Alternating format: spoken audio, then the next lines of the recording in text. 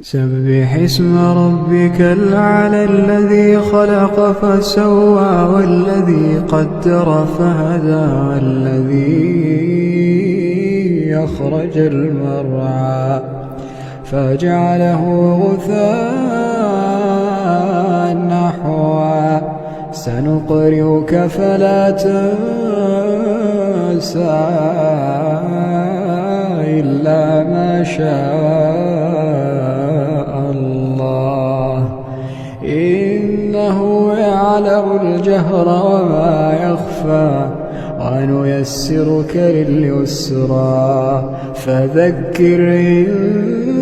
نفعت الذكرى سيذكر من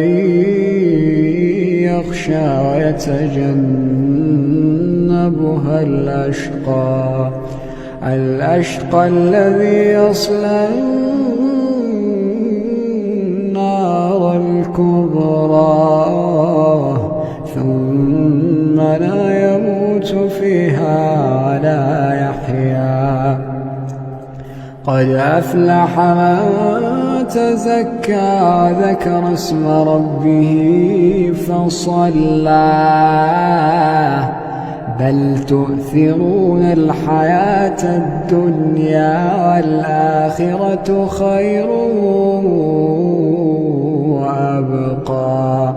إن هذا لفي الصحف الأولى صحف إبراهيم وموسى.